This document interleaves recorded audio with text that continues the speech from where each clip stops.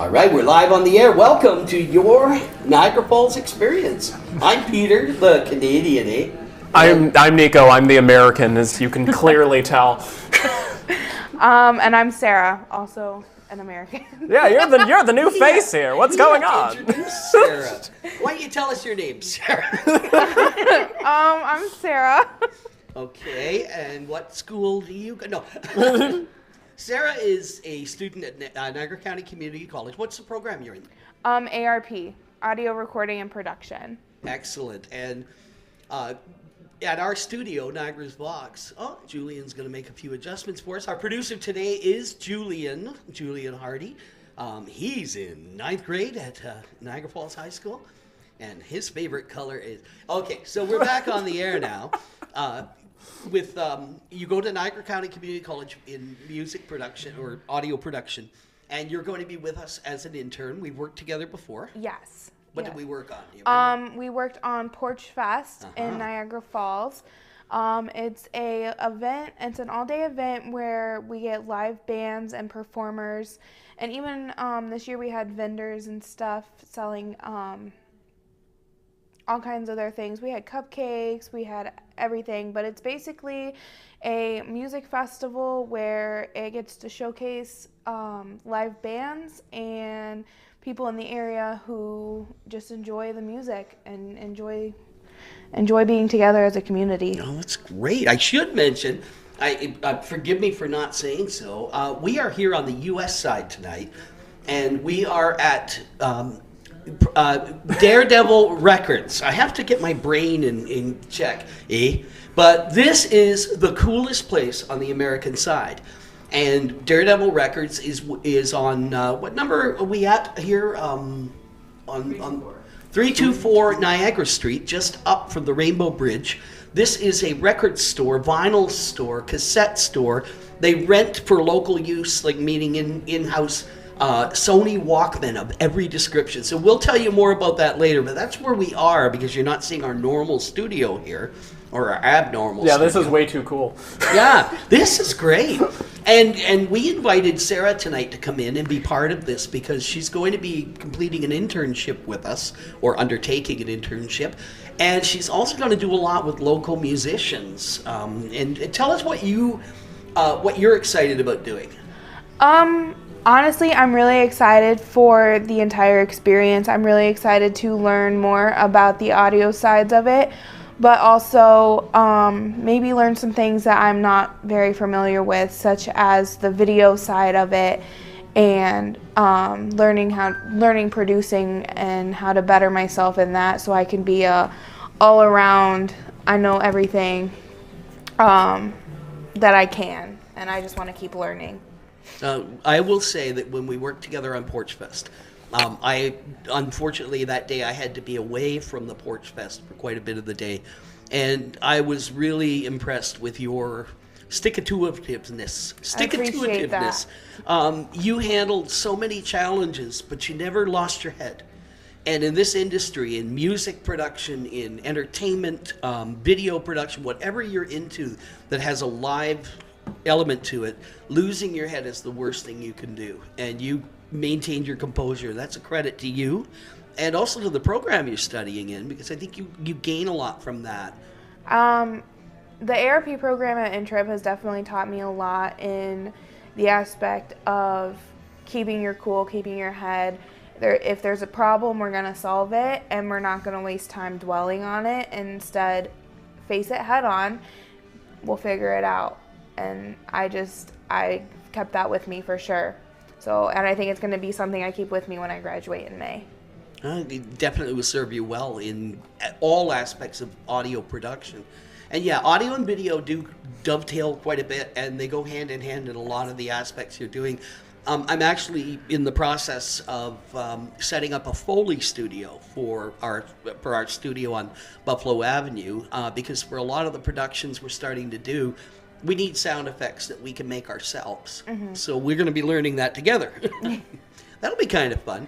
But our environment is that way. Is we all learn, So there's none of us is a guru. Well, what about Nico? Do you Okay, think you're no. Okay, I'm not. We won't go that far. All right. Jack of all trades. Jack of all trades, master of several. Yeah. But, he went to... And you? Niagara University, class of 2018, communication studies. So mine was actually mostly video production. But I worked... Awesome. I was the manager of the radio station there, so I know a lot of audio failures, including when the soundboard, the entire power supply of the soundboard gave out during the live broadcast, and I ran a 10-foot auxiliary cable from the computer to the broadcasting system to circumvent it. Oh, cool. And then 20 minutes later, the manager walks in and goes, "Oh, wait, I have something." And I'm like, "What do you mean you have?" He's like, "Oh, yeah, we have another power cord." I'm like, "Wouldn't you like to keep that handy instead of locked in your office?" He's like, "Nah." I'm like, "Okay." I definitely think that in this industry, in this business, it's constantly something to learn from. And I don't think anybody knows every single thing, and I think that's the great thing about it. So I'm constantly learning something new. That's great. It's a good attitude to have. And why, this is a tourism program. One of the things about it is we're going to be doing a lot of field work in the next year, visiting tourism sites. And there are times you're going to find a real battle in getting good audio in a setting like, say, Maid of the Mist, where you do have a lot of superfluous noise, if you will, background noise. And most of the state park trying to do any sort of shot during construction season last year. That's so true. And but we're excited to have you as part of the team. I'm excited. And, I know it's going to be fun. Who's the band you wanted to talk about? That you were one of the things about your internship when we met is that you're going to do a component of what you want to do and a project. What's that? So I've been in contact with this new local band. They are called Black Road Sons. It's a group of 4 guys. They're working on original music. They do covers of older rock music or songs, and they are just a good group of people, not only to know personally, but also to see live because of the energy they bring onto the stage. Well, I have to say, I got to watch the videos, and I know I owe you a bunch of videos, so don't bring that up here. I owe her videos, don't forget. But watching your interaction with the band was wonderful. You really, you had great rapport with them.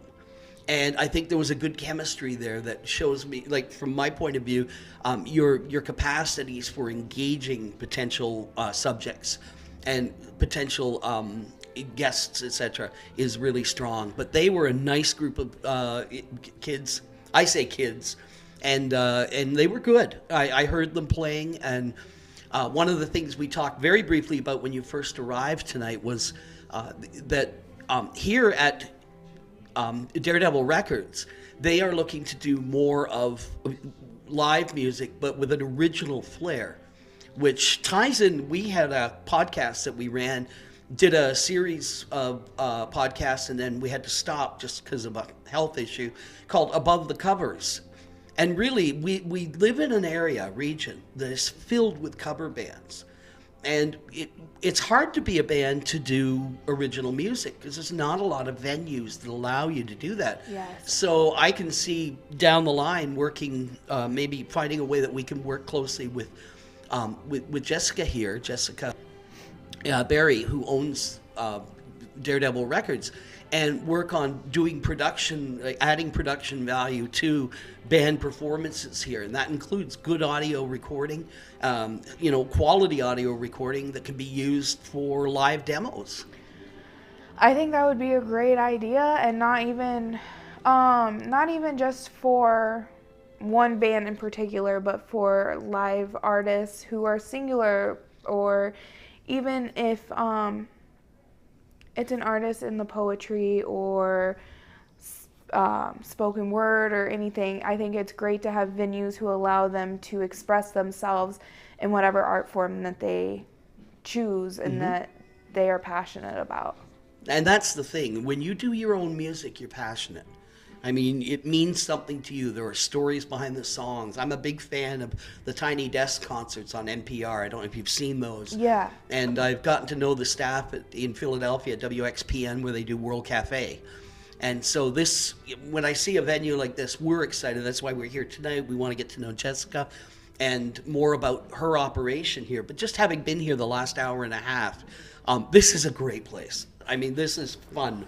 And before you leave, you've got to take a look around the room and check it out. I definitely plan on it. As soon as I walked in, I was like, oh, I was mesmerized by everything. It's not only... It was a disco ball. Yes, it was the disco ball, but I walked in and I was like, this is beautiful, and I think it's going to be This is really well done. Yeah. That's what one of the things about Niagara Falls as an area, a region, and I've been in tourism for about 40 years as well, is that there's a lot of stuff here that doesn't meet quality. It doesn't deliver quality. A lot of stuff in the way tours are done and some of the places you can visit. But I'll tell you this, you walk through the door and you just know there's a dedication to being something valuable here. And so we're excited to learn more from Jessica tonight. And I mean, you're welcome to hang. I know you have to run in a little bit. Unfortunately, I'm so sorry. That's okay. We'll get you back on with us, and you could probably start helping us with more audio stuff. And you work with the best, with Julian, our producer. And he doesn't trust me when I compliment him, but no, he's not. He's shaking his head here. But no, thank you for joining us tonight. Thank you so much this is for great. having me. Thank you. It was nice meeting you guys. Pleasure. Finally, yeah. So Julian, we'll mute the mic because people are hearing the crackling right now. Number 2. How's that? Numero dos. Numero dos. There you go. Groovy. So, thank you for coming out and visiting the studio for us tonight. I made sure everything was nice and clean. Jessica, it was very nice meeting you as well. So once again, we're live at Daredevil Records, and we've been talking about this place, and you've been talking about how just groovy this is. That's a great word. Groovy's the word. Groovy, yeah. What is baffling is when I look at this place, because this is on my way to work. This building didn't even really exist the way it is a year ago. This is a complete restoration that was done within the last year of this block of Niagara Street. And they're sort of, you're seeing Niagara Street's having a sort of revival similar to what 3rd Street had quite a few years ago. I say quite a few, about 10. But what you are seeing, and it started back in 2019 with the Trek building, 616 Niagara, and now it's worked its way up. And now here we are in a record store on Niagara Street in this beautiful, beautiful building that is one of the few to be standing from its time period, because I don't know if you're familiar with urban renewal. We tore a lot of these down, and that's a big talking point. And it's funny. Peter, what are you drinking right now? I'm drinking Johnny Ryan orange soda. First of all, this is delicious. And you're having Julian, our producer's having a root beer. But what I noticed was there's French labeling on this. Yes. And French labeling means that it's for sale in Canada. So the fun thing about Johnny Ryan is produced right here in Niagara Falls, and it has been produced in Niagara Falls since 1935. Wow. I have somewhere in the back of my house somewhere, I have an old box of the wood box that Johnny Ryan came in that I was Those are cool. pulled out of my, in my garage somewhere, But it's like, this is the new Niagara.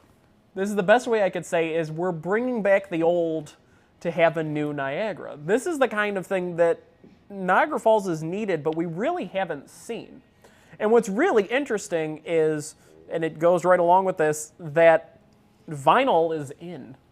Vinyl is cool.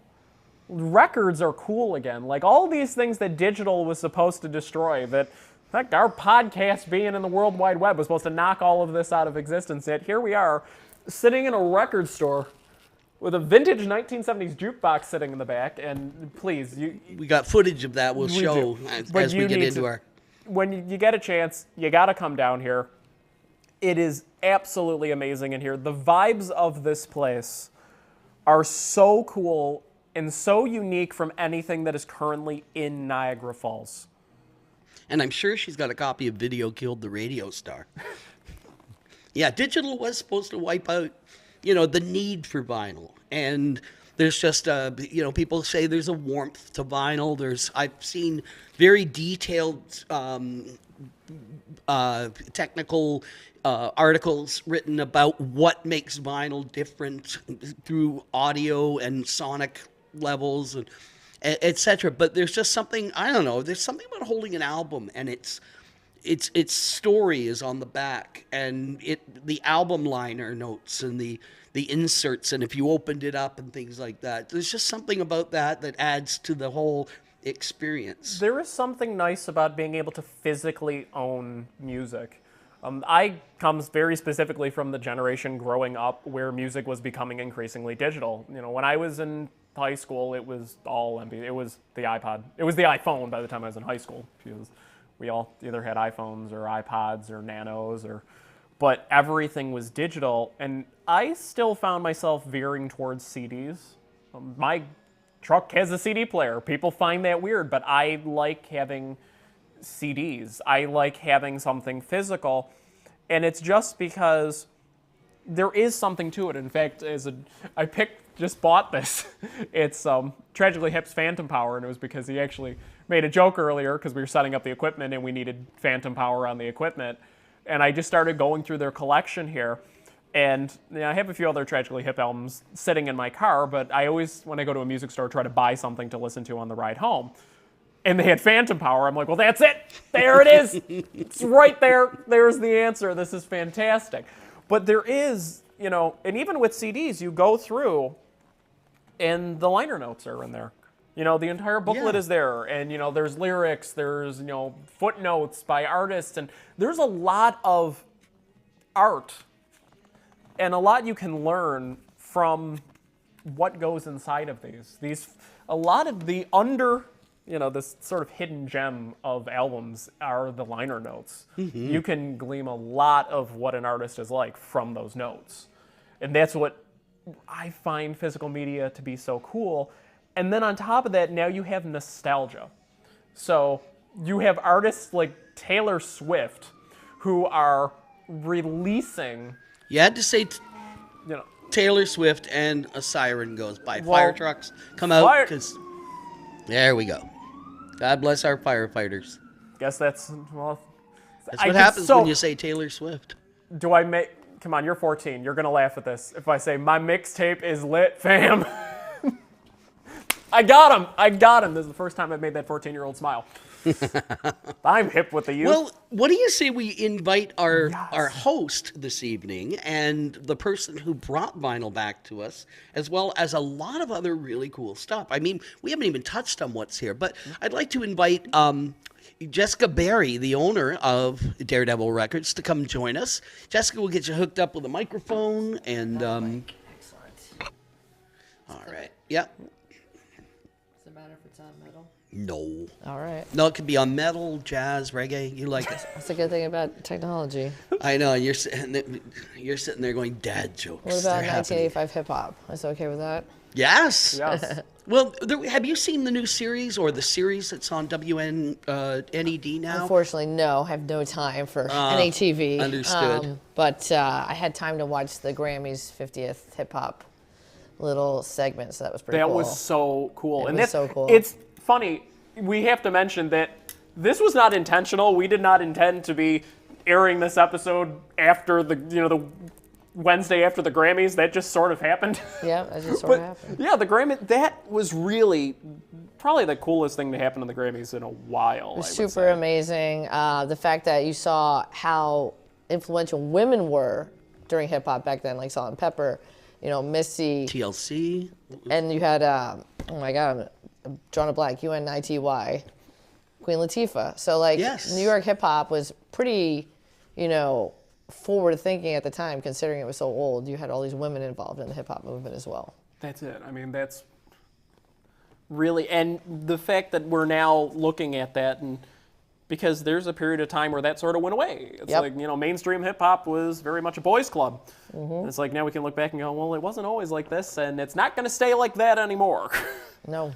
It's finally, we've come back to the beginning. And I noticed that is a trend with music. That when it is underground, there is more diversity in it. There is, you have, more women, more minorities, more members of the LGBTQ community are involved in it. And then as it becomes mainstream, there's this danger of it, becoming just a bunch of guys. Oh, you mean like album of the year? Yeah. That was obvious, it should have been Beyonce, but, that's just my own personal opinion. Yeah. But it's funny how you were talking about CDs and artwork and all of it that goes into it. There's actually a Grammy for CD artwork, by the way. Really? And the designer of the Madison Square Garden CD this year for the Grateful Dead won the Grammy. It popped into my inbox and I saw that and I was like, oh, so I could win a Grammy after all. I just have to get and team up with a designer. You got a really I could find a way to win a Grammy without being able to sing. So. Yeah. Well, who accomplished that as well? Spoken word. David Lee Roth? No. No. But Clinton has a Grammy. Who does? Hillary Clinton. Hillary Clinton? Yes. Wow. I have the best description of her one time. It was a writer named P.J. O'Rourke described her as America's ex-wife. It's just that uncomfortable feeling when she walks in a room. I don't know. But Hillary, hey, listen. As a Canadian, you can say that. Yes, I am. There it is. Yep. He's a Canadian. I am a Canadian, proudly so, yeah. It's kind of like how I can make jokes about the Trudeaus, specifically Pierre Trudeau. I don't touch Justin. Specifically Pierre. Pierre Trudeau is pretty cool. But so here we are, Daredevil Records, 324 Niagara Street. I want to ask you about something that before we start hitting you for these stories you already started regaling us. Gentleman came in here just before we went on air, and he walked around the room. He was looking for a lot of things. I remember one of his answers to you. He said, did you find anything? And he says, well, I own a lot. But that's an aficionado. That's somebody who's a collector or whatever. But his reaction to you was so positive. Is that what you're getting from a lot of your clients? Absolutely, yeah. It's actually the fun thing when I first opened back in December. My most favorite thing is when people walk through the door, their jaw literally dropped. And that's what I was going for. I was actually very concerned I wasn't going to meet the expectations of what I was selling before it was visually open. So I was glad to see that reaction, for sure. It was interesting to watch because here's somebody who probably goes into every record store he finds. If he travels, he looks for them. Really pleasant gentleman. And came in and was just had this, right away he was comfortable. And so that's one thing about this place. And one of the reasons we wanted it to be on your Niagara Falls experience is that here in New York, Niagara Falls, New York, there's often a cry of there's not a lot to do. And you could introduce a dinner theater. There would still not be a lot to do for those who don't want dinner theater. But this meets fills a need for those who do have a desire to learn more about music or explore what's available on vinyl or look for some classic things you may have on cassette or vinyl. So this is a great place to drop in on an evening after you've had dinner. You're open till 8. Open to 8. Also after school. I get a lot of kids that come right out of school that have come in. So I notice around 2:30 to 3:30 I get some kids, which is really great. When I first open, I get a lot of seniors that come in. So I have really all age groups stop by, which is sort of the point. And that's why I have soda for sale and water for sale and chips, but I've been eating the chips because I haven't been able to get any lunch. So my chip supply is pretty low at the moment. We'll have to bring you lunch one day. And you're alone here, right? Right now, I mean. At the moment, we're going to feel it out. I have a lot of people have called looking for a job, which is cool. But I want to see how it kind of shakes out. If I get really, really busy, I probably will have another person. That's good, but it's got a great ambience. You walk in. So what made you want to do this? Well, I guess moving here. So when I bought a house here, it was March 2020 during the pandemic, essentially. I think I was the last person to actually get a tour of my house before I purchased it. But after that, going around, there wasn't a lot of things to do. So you can go to bars and you go to restaurants. We were literally hanging out at the Hard Rock all the time, sitting at the bar. And then I noticed that half of the bar was locals. I'm like, this is interesting. So once I started realizing that half the bar was locals there, then I realized that half the bar at the Rainforest Cafe was also locals. So it was people looking for things to do. and they just didn't want to do the same old thing, so they were looking for something a little different. So as I lived here and as I started going to record stores around here, I noticed that a lot of people wanted to talk to the proprietor about music, and then other people that were shopping started talking to those people about their conversation about music, and I was like, oh, this is an idea. People actually want to talk about music, they just don't want to shop for music. So it slowly over time, it kind of morphed into this idea. It's exciting. Well, when did you actually take possession of the building, or move in, so to speak? Well, I got my key in September, but there was things that needed to be accomplished before that. But I moved in December 21st, right before the major storm. Of course, I have a lot of obstacles in my life. It's almost like I live in the Matrix on my own. But that was one of them. And then on our grand opening on Friday the 13th, we had another storm. So again, another obstacle. But that was fine. You know how to pick them. Yes. That's usually... I know how to pick dates. That's a sign of a good business in Niagara Falls. If the weather starts to just go really wacky, it means you're doing something right. Yep. I've learned historically. Excellent. It's like raining on your wedding day, so I'll take it. Exactly, there you go. But this building, I don't want to say it sat vacant, but it sat vacant. Let's be honest here. This was, and you know a little bit more about this building. What do you know about the history of it? A little bit. So the history is really unique. So this used to be called the Tugby Lennon Building. That's the Tugby side, those two spots in the apartments above. This is the Lennon Building, and the actual architect of this building was John Lennon, which is sort of ironic. And at first, I didn't want this unit. I wanted the far unit over there because I like the way the window faced the street and the size.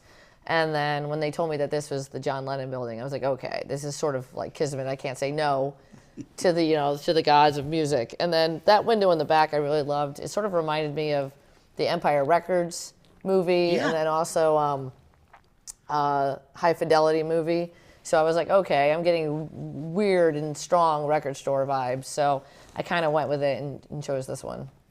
That's a great story. I mean, what I've heard so far about your life, I mean, we talked about being at the Oscars. Correct. In the most unusual way. Everyone thinks you're at the Oscars as a guest sitting up in the crowd, etc. What did you do at the Oscars? I tend to work at places. So if I go to somewhere really cool, I'm usually doing the operations side of it, which I find it's a win-win. I get to experience it, and I get to get paid for it, and I get to learn from it. So it's like going to like a mini university. I didn't tell you I also worked at 1994 Woodstock. I saw that on your website. Yes, the one in Rome. Was that the one in Rome, New York? No, 94 was the one that was in Saugerties, which was right. Yeah. It was it wasn't the Rome one, but we had the same problem, just less traumatic. So I was at the North Stage. I knew the person in charge of the concessions. It just happened that they were in charge of my baseball stadium, and I said, hey, I really want to go to Woodstock. And they're like, well, you could work. And I'm like, okay, cool. So that's how that shook out. But he put me at what he thought was the best stage, which is the main one, but actually the B stage was the best one, but that's okay. So we were sitting there, and that morning I had gone up and said, hey, lift me up. We had this huge gigantic stack of 2-liter bottles of soda. I'm like, throw me up there. I weighed like 120 pounds then. I'm like, throw me up there. So I looked, and I'm like, oh, there's like 250,000, 300,000 people. It's cool. And then a couple hours later, I noticed that there were more people. There's like people everywhere, like close, just really tight and getting closer to us. And I'm like, what's going on? I'm like, throw me back up there. And I looked out and I was like, guys, there's 1 million people here. And they're like, how do you know? I'm like, I can tell. I'm like, there's 1 million people here. And I'm like, it's going to be a problem. And next thing you know, people were back by our grill just taking burgers. There was like no more space. You just ran out of space. It wasn't like a riot. It was just, we have nowhere to move. We're coming here because this is open. And then everybody said, what do we do? I'm like, turn off the grill, make sure nobody gets burned. I'm like, and let's go watch the show. And then I let them up to like the main stage. We were like 10 feet away. Oh, right on. Yeah. Was that the one Peter Gabriel played at? Mm-hmm. Yeah, I love. We were there for like Sheryl Crow, Cypress Hill, Jackal, like back to back. I think Collective Soul. They all played in a row there.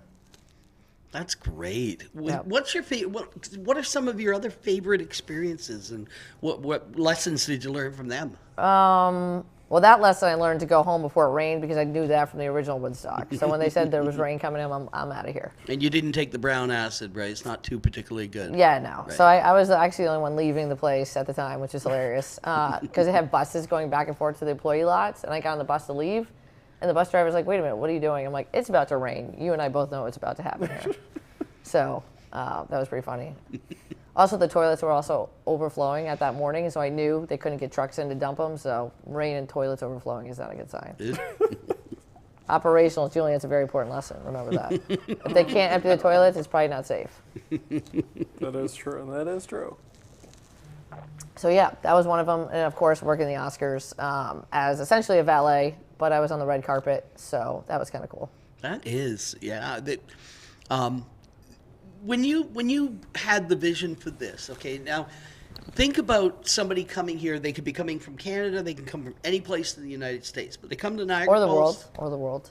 Or the world. As That's you know, right. People from all over the world Does that come include here. Cleveland? Yes, it does. It yes. does. It does. Yeah. But wherever someone comes from, Mm-hmm. and they come here, what do you envision you offer them? What's the experience like you'd like to see for them when they come here? Yeah, I mean, I want them to. As a vinyl collector myself, anywhere I go in the world, and I've been to 43 countries, I'm always looking for records in different places. And I always think it'd be cool to find a specific record in that specific place. For example, when I was in Morocco, I thought it would be really cool to find the Clash's Combat Rock here, since you have Rock the Casbah on there, and the Casbah Trail is actually in Morocco. And then sure enough, I found it actually in Marrakesh. It was in an album cover that wasn't that cover. It was in CNC Music Factory. And I went to check the album, and I was like, holy crap, it's Combat Rock. What does it do when it's CNC? But that's my life in the Matrix, as I told you. Yes, I love it. That is. Well, it's under C. It's undersea. But I realized at that point that his jacket didn't match his vinyl because it was very interesting. I mean, if you think about it, Marrakesh used to be on the hippie trail. Yes. So they would Marrakesh go there and they bring their Express. records from London and they would just drop them off. And then over time, the covers probably got lost on the hippie trail, and then he'd put them in new covers. So You end up with the Clash. You ended up with the Clash and Everybody dance now. I just can somehow see Joe Strummer doing that. yes. So I'm going to ask Julian, there's a video in there that'll say Annie. And if you could bring that up, and I'd like you to explain, we've got a video that Nico did when he first got here of your Annie Taylor. Now, Yep. every day I talk about Annie Taylor when I do tours, and I know that she is, the heroine of. I actually have an original song about her. Okay. Called "Just a Drop in the Barrel." We actually wrote a musical for Niagara Falls, and so some of the songs, like Tesla has a song called "Currently Alternating." The one about outside. Pardon me? The one outside. Yeah. And so is that starting to show? So yeah, we wrote a song about Annie. So it's showing to our audience right now. What was the idea behind this? Because this is not the Annie you see in the pictures. No, it's not the Annie you see in the picture. I thought the picture that it did not do her justice. For someone to do something so dangerous, at 63 years old, when she lied about her age. I mean, it's bad. I mean, she was 43, but then, she said she was 43, but she was 63. And I was like, this is crazy. And she was a school teacher, and the fact that she was the first person to live and how thoughtful she was in her process of going over the falls. I just thought that picture didn't do her justice. And if she had done it today, modern times, she would just be super hip. She'd be a hipster, for sure. And of course she would have a tattoo because she was about to die, so why not tattoo yourself? And I had a tattoo artist do it and it was a female tattoo artist named Nadine. And I thought, let's put her in a traditional Daredevil outfit. Like if you went to the old carnivals back in the day where she would have gone over the falls, you had those guys in the tights, like lifting up the weights with the handlebar mustaches. So I'm like, why wouldn't she just wear that? So it's not like a dress, and it's something that she can if she starts drowning, she could swim in and things like that. And of course her cat, because her cat did it first, so the cat needs props. Yeah. She wouldn't have done it if the cat didn't live. So that's and there's no murals for Annie, so I thought she needs her own mural. There's tons of Tesla, but no Annie. I know. It's a great addition to and a great way to walk in. You're almost paying homage to the bad. I mean, that could be Chrissy Hind. Exactly. She has a really good looking face. You just can't see it under all that paraphernalia she's wearing in the picture. You know what I'm saying? So her hair would probably be like that. And, I figured she'd have kind of she's got a little bit of attitude in her stance too. It's the power a great stance. way. Yeah. And it's a great way to walk in because I don't know, you linked the whole genre of music and vinyl and history and nostalgia and the feel we have for music, etc. You've given it Joan Jett and Chrissy Hind and the badasses of women's rock. You've given it that feel, but you're in Niagara Falls and you still know that. Yeah, that's great. You know who it is because you probably just came from the Maid of the Mist. Yeah. And it's a record store, and it's called Daredevil Records probably because of her. So I'm a woman, and she's a woman, and we're both doing something crazy in Niagara Falls, so why not? She'd be proud of you. She would be. She would definitely be at the bar every night having a high life, for sure. Yes. So, for guests who are coming here, like you said, around the world, from anywhere in the U.S., from Canada, you're planning on having live music now. Live music, different things. So live music, I want to do an open mic night, but I want to do an all ages one. So it'd be 6 to 8 would be for people under 21 because they never get to actually do those things. Yeah. Because it's a bar, but this isn't a bar until like 8-ish. So start getting around 8, then don't necessarily want kids underage. The hours are going to plan on changing probably to 3 to 10.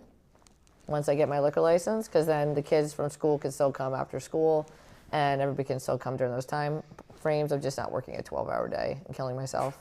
But you can come in, you can listen. So anything that's open and used, you can actually listen to anywhere on my listening stations, cassettes, CDs, or vinyl. And then there's also the Walkmans and Discmans for rent. Oh yeah, one of the videos, Julian, will show the Walkmans and Discmans. You can bring that up, and there's a pan going on that'll show that. I think that one has cassettes, vinyl, and yeah.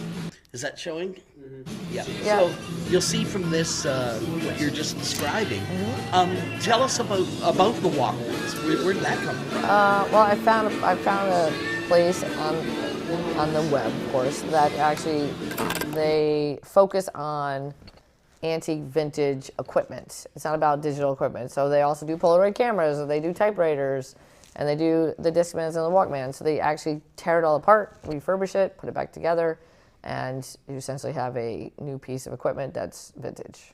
Oh, that's so cool. And what do you do with them here? You said you rent them? Yeah, so those, if you want to have a different experience, those would be $10. You get 3 cassettes or 3 CDs, and you can sit back and listen. There's a splitter, so you can go on a date or share it with a child if you want to say, hey, this is the music I listened to when I was your age, etc. You're not a child, you're a teenager. I met a 5-year-old. It's funny, and right before I got here, I have quite a few cassettes at home. I was listening to Duran Duran right before I was here, so it's funny when I walked in and I saw the Walkmans, I'm like, oh. Mm-hmm. Which Duran Duran? It was their greatest hits album. It was the first thing I could grab. It wasn't. What was the first song? Reflex? Yeah. It's a good song. It is. They did the video in Toronto. Rio's their better song. Oh, Rio, the bass line. Song, John Taylor is a bass player. Is highly bassist. regarded. Yeah. But it's cool that they're using the vintage parts in the Walkmans, because the issue is there is this trend of using cassettes. I mean, Taylor Swift released an album on cassette, which is funny because I remember when Vaporwave came out when I was in college, and they were releasing everything on cassette, and it was very kind of kitschy and weird. But none of the modern versions of cassette players work well, and I ended up doing research into why that is, and it has, oddly enough, it has to do with the jail system in the United States, where up until I think like 2015 or 2016, the only form of music allowed in U.S. federal prisons were cassettes. Interesting. And there was one driver, and it was the cheapest one possible because you didn't want anything good because it was prison. Yeah. So now there's only one company that produces that one driver, and it's the worst quality you can imagine, which is why even if you're spending, no matter what you're buying, if it's made modern, it doesn't matter how, if you're spending a ton of money on it, you're just buying this, $5 one, they use the exact same driver, which is why those warble problems are so severe in modern cassette players. Interesting. So That's cool. yeah, it was the weirdest thing I've learned. This is because, you grab it and you're like, why is this so warble? And then, you go on YouTube and some, It's not that weird. tech person. It totally makes sense. Actually, I'm hoping that my tech person that I work with is going to come down from Canada. His name's Warren. He fixes anything going back to the 50s. If it's got crystals in it, he knows where to find the parts. And people give him old tape players, and he changes out the heads. And I mean, he's just and he's like that as well. That he makes it work, and people love that experience. I had a Walkman, and I was in my 20s when they came out. I love this table with the cassette on it. Of course. Where did you find this? It's a company Amazon. called Tables. Oh, okay. And I saw it at a different place downstate, actually. They make custom ones. So they make ones that are like out of walnut that cost about $2,000. I'm like, I can't afford that. So I reached out to them and I emailed them. And I said, hey, do you have something less expensive? And they're like, actually, we just mass produced something that's coming on a boat, and we'll get it to you when it's done. That's my life. I just have good timing. That's great. And there it is. And it's from, you know what it's from, right? Awesome Mix Volume 2, so Yes. it's Guardians of the Galaxy. And I actually had the Awesome Mix Volume 2 cassette, because they made one, and somebody just bought it. I have the Awesome Mix Volume 1 CD was my go-to because that movie came out when I was a freshman in college. Great CD, though. And Good I mix. would sit in the radio station because they had a show, and before my show, there was no one on before me. It would just be this playlist. And since it was like internet and it was just internal within the school, we could pretty much get away with it. I would just stick the CD and put it in the player and just let it run before my talk show for like the whole hour. And every single person that worked down there, like they'd be coming out of the burger stand and they'd be like, what is this? I love this music. I'm like, it's Awesome Mix Volume 1, Guardians of the Galaxy. Here, go buy it. It's at Target. Go buy it. Go buy it. Yeah, it's very it's like I wish I had a music store to send you here in Niagara Falls. There wasn't one. Well, I think all of them have sold. So the cassette, I had both the Volume 1, Volume 2 records. They sold. I do have the CD, but I keep it back to play. Yeah. It is for sale, but I keep it back to play because it's a good loop. It's really good. It's very sitting in my good. car right now. Yeah. 1 very and 2 are both sitting in my car right now. It's very, very good. That is so good. Now, I heard you say something earlier, and I'm going to appeal to anybody watching the show. We're looking for a gold record, Okay. aren't you? A gold, yeah, like a big gold record. That's Like true. one of the original where it went out, the gold Yes. album in the glass. Yes, I would love to have a gold record. That's true. So That's anybody that has a right. gold record out there, I am looking for one. I just think it's super neat. We'll trade. I don't have one. My family had one at one point. Well, I was released it? a CD in and 2001. this goes to Niagara Falls music history. Right? Are you familiar with April Stevens? Teach Me Tiger. This is before even your time. This would have been the 1960s. That was my time. I don't know I was that born one. in 59. No. So April Stevens released an album called a single, "Teach Me Tiger," with Nino Tempo. I'm related to both of them. They're actually in the Niagara Falls Music Hall of Fame. Cool. Wow. So you had the gold and record. Not only I don't have it. It was one of my aunts had it, and it is gone over to that direction. I am not close enough related for that, but there was the gold record was sitting there.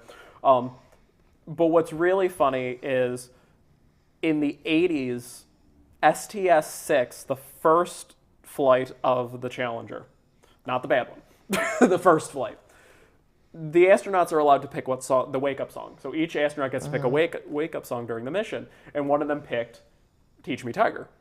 So I have I've inherited a giant pamphlet booklet with patches and everything from the STS-6 NASA mission that they handed to one of my family members, my dear uncle, because they're like, well, they're playing your family song. Here's all your NASA credentials. That's amazing. So you got mission Cool patches. story. I like that. All because of music. all because of music. We're going to go looking for a gold album. I did an album in 2001. It was a solo album, if you will. And a friend of mine he certified it linoleum. That's funny. I mean, certified gold, certified platinum. Yeah. This was linoleum. And he actually cut it out of linoleum, dropped the labeling on it. I mean, it was Amazing. great. So I had a certified linoleum. Certified linoleum. Yeah. Do you know what the first album that shipped platinum was? Now that meant leaving the factory were 1 million copies of the album. That was Elton John's Captain Fantastic. That was the first one? Yeah, I remember that in the day. I They feel like talked it would have about been that. like Bing Crosby Christmas album or something. No, that just kept selling and selling, so you just kept shipping Oh, you mean out. the first shipment? Oh, Yeah, boy, like then. right away, 1 million copies. I mean, left that makes the sense because that was factory. after the other hits. So yeah, Yeah. that makes sense. There's a whole history in music that all ties into recording. I mean, Fleetwood Mac, Rumors. Do you know the story behind that? With the back in the day, they used to record. We would record drums on a number of tracks, and you had a 24-track tape in there, like a multi-track tape. and Fleetwood Mac were recording Rumors, and they did that over a year. So they did the drum parts and they did the bass, and then they mixed those down to 2 tracks, and then they would add all the other instruments and voices on top of that. But by the time they got to the mixing and mastering stage, they realized they had run the tape through the machine so much that they'd worn the oxide off it, and the drums and bass sounded terrible. So this was before digital, and they actually had to manually line up a 1/2-inch copy of the drums and bass that they had made. They call that a safety copy, and match it up with this entire album recorded in like the height of bitterness between 5 people. So stories like that are cool, and you get a lot of music aficionados who will come in, and that's what I'm really looking forward to, is when you draw people from all over the world and the U.S. and Canada, etc. You're going to get people who can come in and tell the stories like you just did with, what was it called? Teach Me Tiger. Teach Me Tiger. I don't know that one, but I'm going home to listen to it tonight. So this is a great place to drop into. It's a great place to get something that you will not have in your collection. But more importantly, it's a place to hang. Come in when you're here in Niagara Falls, come in one evening. Just like if you do the open mic night, or is that karaoke? No, it'd be this open is mic. real. So there'd be 2 people hosting it who are also players, and they would be running it. I'm going to do a trivia night, which is mostly music-based, but you also have to have a pretty well-rounded team, because you're going to have literature, science, some hard stuff. I played it before. It's not that easy. So it's challenging. It's like a 12-week trivia. You can have up to 12 teams. So something for everyone. Going to do like brunches. I've had people wanting to do pop-up brunches where they do the cooking, and then I handle the other part. So. That's cool. So like think a jazz champagne brunch. Now that would be cool on a weekend. Crepes. So that would be something people are visiting, and they're always asking, where can I go to eat? What they're looking when they ask where I can go, when they ask where I can go to, I know it's been a long day. Where I can go to eat. One of the things that really I find that they're saying between the lines is, what's local? Yeah. What's the flavor here? Yeah, they're looking for what the food is, what the scene is, what the vibe is. That's usually what that translates to. I get great results with Simply Soul, and Wine on Third is pretty good, and you've got a number of different places. Judas Tree, good, yeah. You were talking about that the other day, and that Judas Tree up on Pine Avenue. Yeah, that's really a bit an addition. That's another quality addition. Yeah, very quality. To Niagara They Falls. just put those bocce courts in, so there'll be something to actually do while you're there, which is neat. It's that all-encompassing. It's not just a restaurant. I'm not just a record store, and that's the kind of thing Niagara Falls actually needs. Spaces for people to be and hang and do. That's it. Yeah. I mean, that's really what I love about this place, and I think why so many people's jaws hit the floor when they walk in. There's a couple of record stores, in town and around Western New York, but they feel like record store. They're very. It's this dense wall of music. You're not going to be able to sit in there. You're not going to be able to take a minute in there. You buy your music and you get out. Maybe you could discuss an album. And sometimes I've been to record stores before where I'm like, why am I going in here? They're not going to cater to what I'm looking like. I'm like, okay, yeah, I'm not into classic rock. You're giving me the eye. And like this, I mean, that's what I'm saying. You had Taylor Swift on cassette. Next, on the other side of that is Radiohead. Like, it's like you couldn't clash anymore. I saw... And Outkast. Yeah, you have Outkast over there. You and have then Rush Nina back Simone, there. too. You have Nina Simone. I mean, you have... what was one of the ones I was looking at? There was something there from the 50s. I was the first Beatles... You run up Black History Month. Album. The first Beatles album's back there too. It's an eccentric mix. Yeah. It's a little bit for everyone. It's for literally everybody. And that's the kind of thing that's so cool.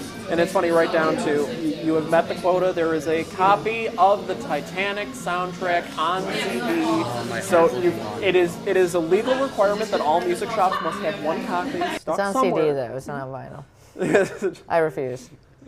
Now, Julian just played the display you have for Black History Month. Uh-huh.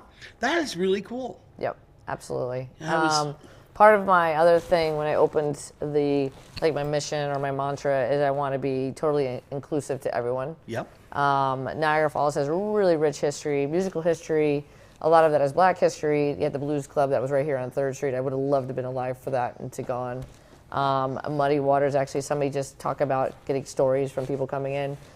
Someone came in and told me that Muddy Waters used to actually, when he played in Toronto, his band would come play side gigs over here, and he would come with the band specifically just to go eat at this one woman's house in Niagara Falls. She was a Nona and made amazing Italian food, and he would just come for that to Niagara Falls, Muddy Waters. So there you go. That's a great story.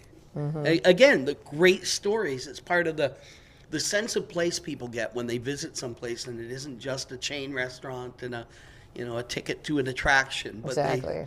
You want that flavor. And there's something cool that happened too is I was focusing on Nina Simone, I think on Sunday, and someone had DM'd me immediately saying that part of her band, I think he played the drums, I'm not sure, or guitar, but he was from Buffalo. So somebody that toured with her, and I got to know that because I posted that for Black History Month, which was cool, super fun, and I love that about sharing music because you find out all sorts of stuff that you might not have known, like Moneybag Soda is Johnny Ryan. The boys went into cahoots as a business partnership with Gene Simmons, so his Gene Simmons Moneybag Soda is made right here. Which is, and it's funny, my friend is a very loud and vocal member of the KISS Army, so I knew that when that soda came out, he was like, I'm like, okay, yep. So, and that in itself is a cool story, so it just shows you how music ties people together. And KISS with Buffalo, do you remember when they did the comic? They recorded a comic in the late 70s. KISS released a comic. Yeah. I not recorded a comic. And I remember watching it. I was watching it on the noon news from Buffalo, because I was living in Toronto, that the members of KISS came and had blood drawn from their arm, and they poured it in the red dye, the red ink. And mixed it in so their own blood. Did they print it here? Yeah, in Buffalo. The comic in Buffalo. That's hilarious. Yeah, it was wild. They were there pouring it in. I saw something about that about a year or two ago, and they came here and they poured their own blood in the red ink to contribute to it. That's amazing. Here in Buffalo, of course, it would be Buffalo. Of course, amazing. That's. I also just found out. So the Vampire Weekend Contra album that has that woman, she's like a preppy, and they took a picture and there was a controversy that she said, you're not allowed to use this photo, I never took this photo for you. Anyway, I just was reading about it because I wanted to know more about this controversy, and she actually was born and raised in Buffalo and then moved to the city to become a model. But I'm just like, what is it with Buffalo and these music stories? It just all comes back. It's so interesting. Western New York has a lot of music history, and it's like people don't think about that until you look back and you're like, yeah, it all somehow... It all comes back here. It all has something to do with here. I think it's the water. There's lots of water. It's raging water. Well, I think we're heading into the final 5 minutes of the show, are we? Oh, man. This is great. So, folks, this conversation has been a ton of fun.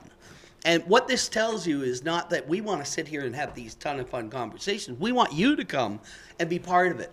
We want you, whether you're watching this somewhere else in the country, somewhere else in the world, and you're coming to Niagara Falls, this is where you want to check out. This is a great place to drop in over lunch, come in the afternoon, come meet some of our local high schoolers. They're coming in as well. What are kids like when they come into a place like this? They're very interesting. Their music is all over the place. They're not really focused on new. They know everything. They know jazz. It's very interesting. It's mind-boggling, actually. Until I realized, and I didn't realize this because I don't... TikTok. Yeah. Oddly enough, at my age, it was YouTube, where you could go and just find music via YouTube. But the trending songs on TikTok are so random.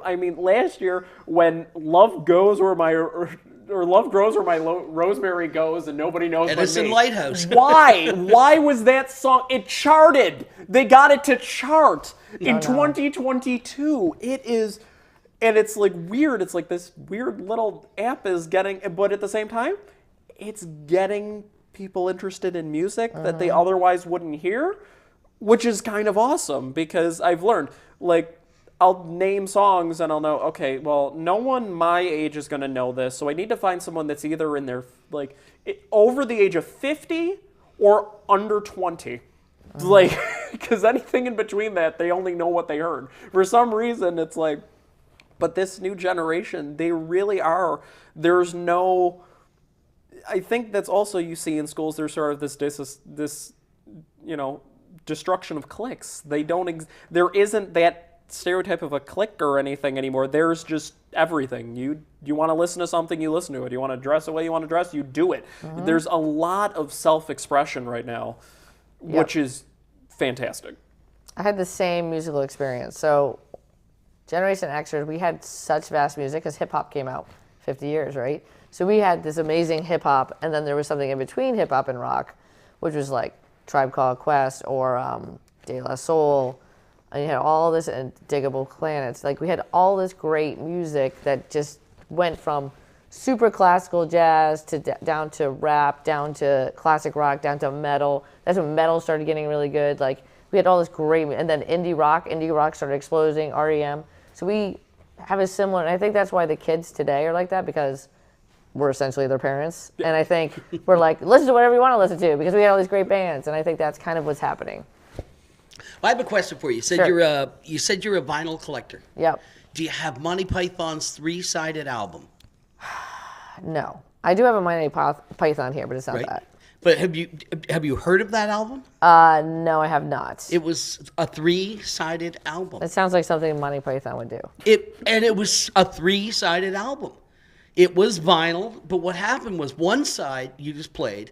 When you flipped it over, depending where you placed down the needle, it would go into, there were 2 separate sets of grooves. Yeah, Jack White did that with And- Lazaretto. Yeah, well, Monty Python did it in the mid-'70s, early '70s, and They call it 3-sided because that's 3-sided. Monty, yeah. And yeah, you heard 3 different sides of an album. Interesting. Yeah, there's all kinds of artists. I mean, when you talk about inclusive, Tom Robinson Band from the '70s. Are you familiar with them? The first openly gay artist. Okay. I mean, the Village People were identified as gay, but Tom Robinson's band released "Glad to Be Gay." It was a song. It was an anthem for the community in Great Britain, but it was carried over here in Canada. And I know it didn't chart much in the U.S., but there's just so many stories in music that tie into every part of life, like hip-hop and indie rock. I mean, the stories of, the Replacements and REM and that whole genre. Yep. So I'm excited. I mean, I love knowing that this kind of discourse can happen in a place like this. Of course. And I will listen if you say, hey, have you ever heard of so-and-so? I'm like, nope, tell me more about them. Because that's how I learn, and vice versa. So I kind of like having those conversations. It's probably my favorite part of the day. Well, it was an absolute pleasure meeting you. Thank And you. for You the as well. first time this week, thank you for answering my email. Sure, no problem. We really appreciate the opportunity to come in, and we'd like to explore ideas of doing more with you in terms of production and getting the word out there. And, Absolutely.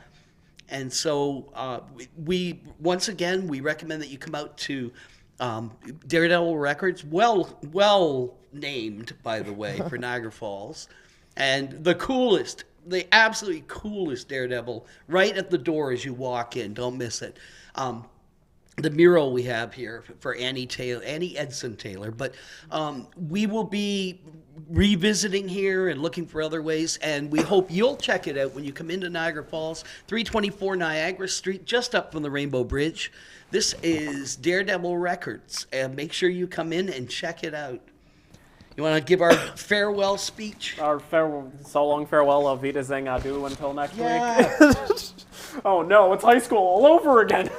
You are 16 going on. Well, Going on 28. red-coated Mounties perched high in their stirrups, tall whispering pines and warm maple syrup. This is what happens Hard when it's rubber, after hockey 8 puck o'clock, shot folks. from He the starts losing wing. his mind. These are a few just keep Canadian going. things.